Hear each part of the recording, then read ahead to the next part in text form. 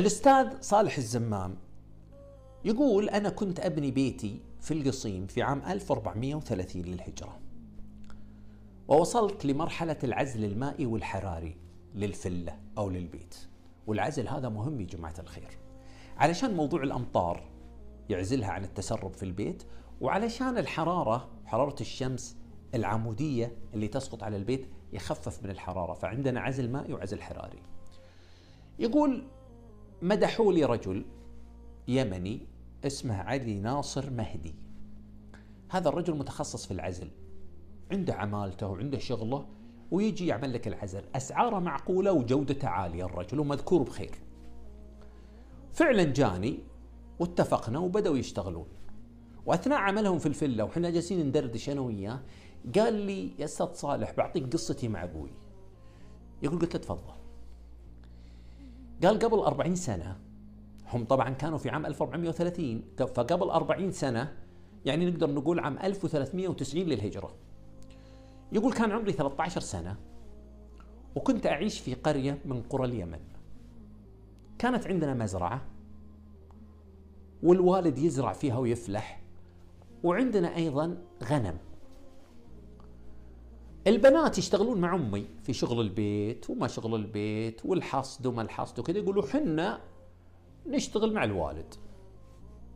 كلفني أبوي إني أرعى الغنم حول المزرعة، مزرعتنا، حشائش وما حشائش تأكل الغنم.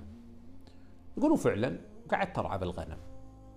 وأنا أرعى في الغنم تذكرت إنه عندنا مكان تتجمع فيه المياه، مياه الأمطار، وهذا المكان يجون شباب القرية يسبحون فيه. فقلت أنا ليش ودي أروح أسبح، يعني يبغى يمارس حياة الطفولة يعني، أو حياة المراهقة مثل ما يقولون.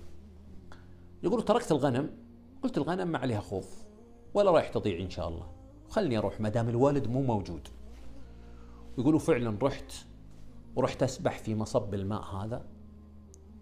الغنم دخلت على المزرعة وأكلت المحصول. الظاهر أن المحصول كان حنطة أو خضروات أو كذا، فأكلت المحصول. يقول حنا على باب الله، والوالد زراعته هذه منها نتكسب ونعيش. فلما جاء الوالد وشاف المنظر غضب شديد وعصب واحمر وجهه. ثم أنا جيت قدامه، مسكني من تلابيبي وضربني، ثم أخذني يجرني حتى قعدني في مكان، قال اقعد هنا. ثم بدأ يحفر حفرة على شكل مستطيل، يعني في الحقيقة يحفر لي قبر. يقول أنا جالس مرعوب، الدموع جفت من الخوف والرعب، وجهي أصفر وحالتي حالة. وفي هاللحظات الحاسمة الله سبحانه وتعالى أرسل لي عمي ومعه جماعة من القرية. الظاهر إن أمه راحت استفزعت فيهم، وفعلا جو مسكوا الأب وهدوه وذكروه بالله، وهذا ولدك والدم ما يصير ماء، هذا ولدك مهما حصل وصغير. المهم هدوه وسكنوه حتى الرجال سكن وهدى. وعدى الوقت وجاء الليل، ولما جاء في الليل ونام الجميع كنت أنا مخطط تخطيط آخر.